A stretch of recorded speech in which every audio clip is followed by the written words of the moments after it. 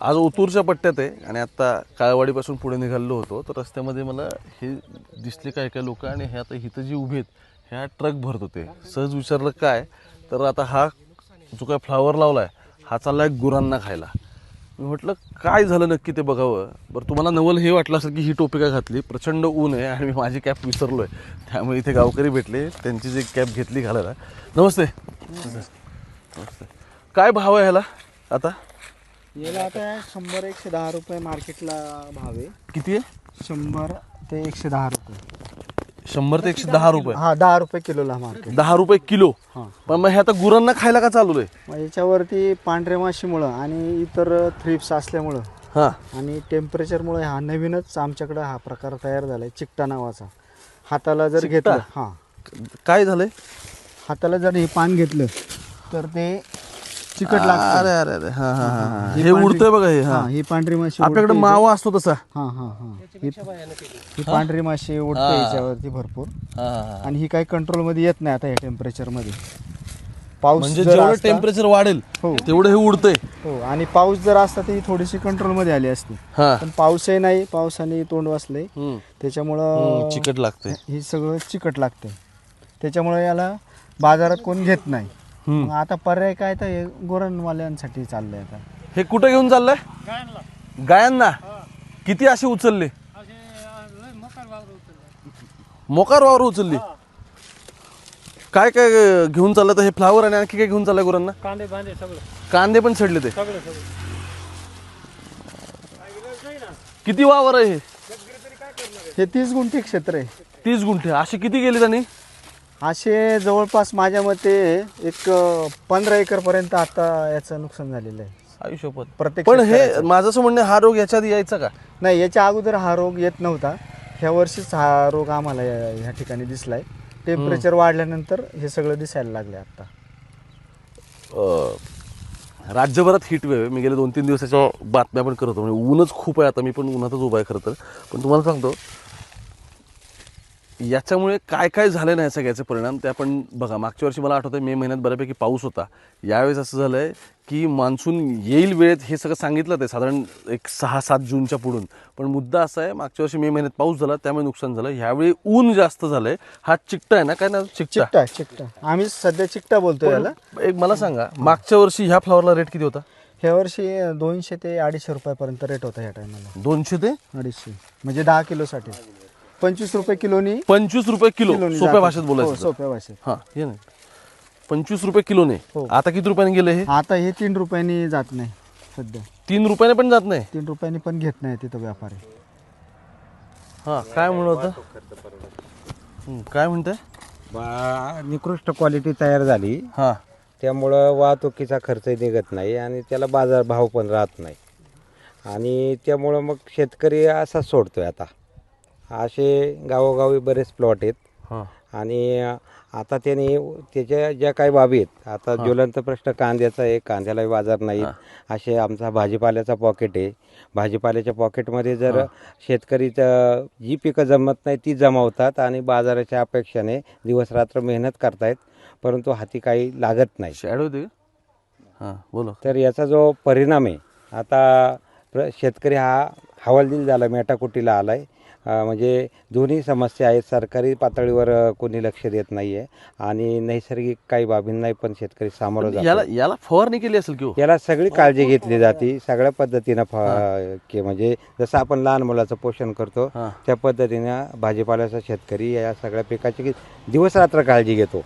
त्याला जर पहाटे पाणी द्यायचं असेल तर पहाटे देतो, सायंकाळच्या वेळेस फवारणी करायची असेल. इथं अनेक समस्या आहेत. बिबट्याच्या समस्या आहेत, पाण्याच्या समस्या आहेत, बाजारभावाचे. आता हा ज्वलंत प्रश्न तयार झालेला आहे की अशा पद्धतीनं पीक तयार झाल्यानंतर बाजाराला ते वाहतूक खर्च निघत नाही. त्यामुळं आता करायचं काय? आणि याच्यानंतर ही जी मशागत आहे, पूर्व मशागत, याच्यानंतरची मशागत, येणाऱ्या पावसाळ्यामध्ये जमीन तयार करायची, डिझेल पेट्रोलच्या ज्या वाढत्या बाबी तयार होत चालल्यात, तर मेटाकुटीला आलेलं आहे. 25 रुपयाने मागच्या वेळेस गेला असेल तर आता 3 रुपयाने पण जात नाही. नाही जात. रुपयांनी पण जात नाही. आणि म्हणून वावरात असाच सोडलाय. मग आता करणार काय? जर खर्चच निघत नाही, वाहतूक खर्च, वारही तोलही मार्केटला. जी नायलॉन गोन आहे ना तिचा रेट वाढलाय. ही हुंडीचीच किंमत आम्हाला 1 रुपया 10 पैसे 1 रुपयापर्यंत पडते आता सध्या लागवडीलाच. लागवड आणून लावायचं हा, म्हटलं. आणून लावायचं. मजूर पण भेटत नाही सध्या.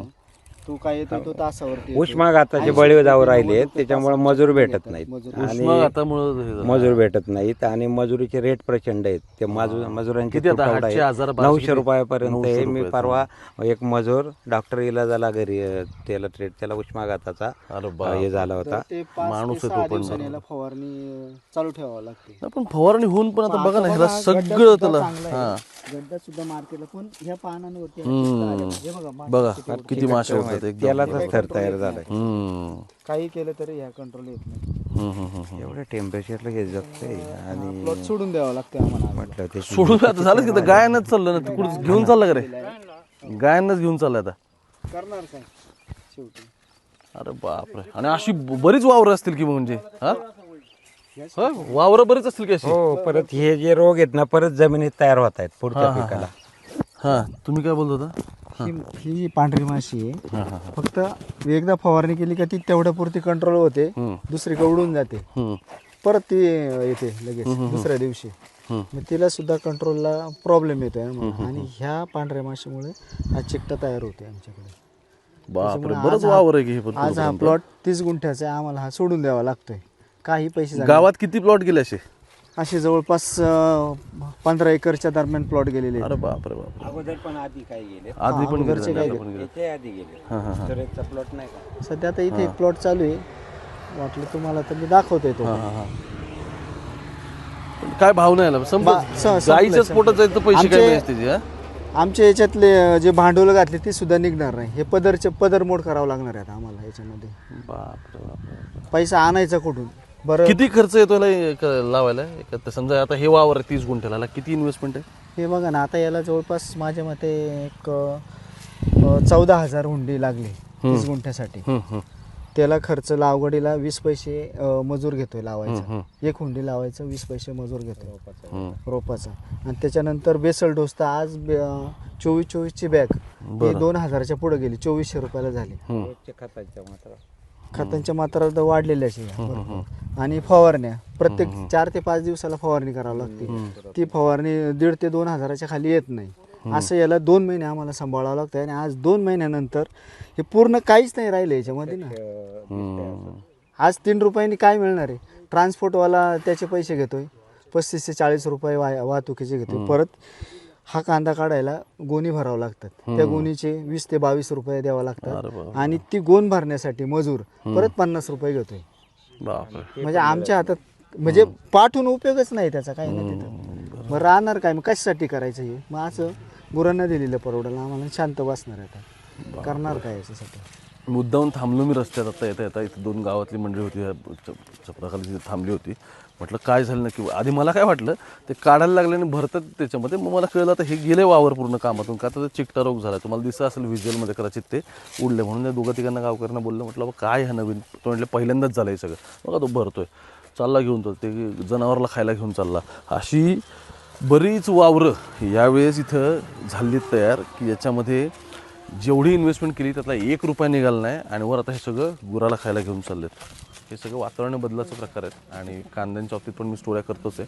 पण त्याच्या व्यतिरिक्त काय की आपल्या इथला फार्मिंग क्रायसिस काय ना तो समजून घेतला पाहिजे. तरी मला असं वाटतं मी आत्ता खूप सधन पट्टा आहे जो जुन्नरचा पट्टा आहे. अजून तरी तिकडं मराठवाडा वगैरे जिथं पाणीच नाही तिथं तर फार भयान परिस्थिती आहे. मुंबईत बघत राहा.